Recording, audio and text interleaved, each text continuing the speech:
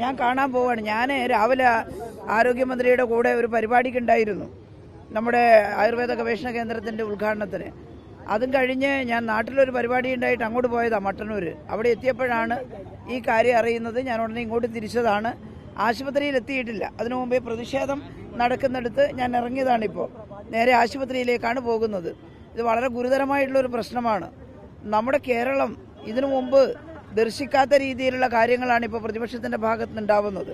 വളരെ ഗുരുതരമായിട്ടുള്ള പ്രശ്നമല്ലേ മന്ത്രിക്ക് നേരെ, അതും ഒരു വനിതാ മന്ത്രിക്ക് നേരെ ശാരീരികമായി കയ്യേറ്റം നടത്തുക എന്നുള്ളത്. പരിപാടിയെല്ലാം കഴിഞ്ഞ് റെയിൽവേ സ്റ്റേഷനിലേക്ക് പോയതാണ് അവർ, വണ്ടി കയറാൻ പോയതാണ്. ആ റെയിൽവേ സ്റ്റേഷനിൽ മന്ത്രി മാത്രമല്ലല്ലോ, എത്രയധികം യാത്രക്കാരുണ്ട്. അവിടെ കിരച്ചു കയറുകയാണ് കുറേ പേർ. ഇതൊരു ഗുണ്ടായിസല്ലേ, തനി ഗുണ്ടായിസാണ് ഉണ്ടായിട്ടുള്ളത്. ഇത് പെട്ടെന്ന് തോന്നിയിട്ട് ആരെങ്കിലും ചെയ്തതാണെന്ന് കരുതുന്നില്ല. ആസൂത്രിതമായിട്ടുള്ള ഒരു ആക്രമണമാണ് ഉണ്ടായിട്ടുള്ളത് എന്ന് തന്നെ നമുക്ക് പറയാൻ സാധിക്കും. അതിനാരാണോ നേതൃത്വം കൊടുക്കുന്നത്, ആരാണിത് ആസൂത്രണം ചെയ്തത്, അവരോടാണ് നമുക്ക് പറയാനുള്ളത് ഈ തീക്കളി അവസാനിപ്പിക്കണമെന്ന്. ഇതൊരു കാരണവശാലും ശരിയല്ല. ഇങ്ങനെ എല്ലാവരും തുടങ്ങിയാൽ എങ്ങനെയാണ് നമ്മൾ ഈ സമൂഹത്തിൽ ജീവിക്കുക? പറയാനുള്ളത് പറയട്ടെ. കേരളത്തിലെ പ്രതിപക്ഷത്തെ സംബന്ധിച്ചിടത്തോളം ജനകീയ പ്രശ്നങ്ങൾ അസംബ്ലിയിൽ ചർച്ച ചെയ്യാൻ പോലും തയ്യാറാകാത്തവരാ. ഒരൊറ്റ അസംബ്ലിയിൽ അവര് അടിയന്തര പ്രമേയം പോലും ഉന്നയിച്ചത് ചർച്ചക്കെടുക്കാം എന്ന് ഗവൺമെന്റ് പറഞ്ഞാൽ പ്രമേയം ഉന്നയിക്കുന്നില്ല, ഇപ്പം ചർച്ചക്കെടുക്കുമെന്ന് ഭയന്നിട്ട്. അപ്പൊ രാഷ്ട്രീയ പ്രശ്നങ്ങളെ പരസ്പരം സംസാരിച്ചും ചർച്ച ചെയ്തും നേരിടുന്നതിന് പകരം ശാരീരികമായി ആക്രമിച്ച് പരാജയപ്പെടുത്താമെന്ന് കരുതിയോ? അതിന് സാധിക്കുമോ?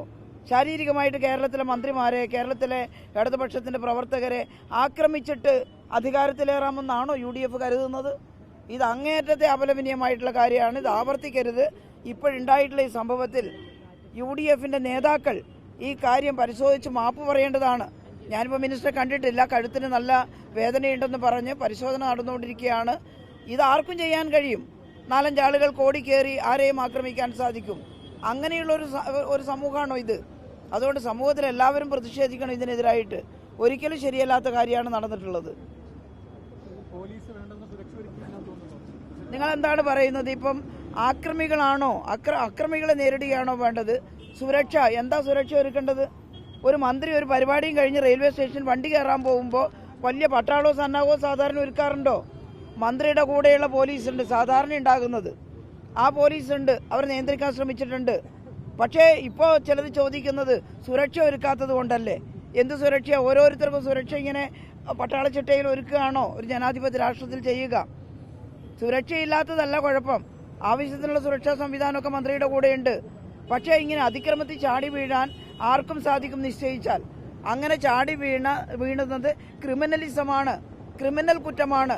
അവിടെ ഈ ചോദ്യം ഉദിക്കുന്നില്ല, സുരക്ഷയില്ലാഞ്ഞിട്ടല്ലേ ചാടി വീണതെന്ന്. സുരക്ഷ ഉണ്ടായാലും ചാടി വീഴാം. ചാടി വീണതാണ് തെറ്റ്, ആക്രമിച്ചതാണ് തെറ്റ്. അതിനെ അക്രമമായിട്ട് കാണണമെന്നുള്ളതാണ് പറയാനുള്ളത്.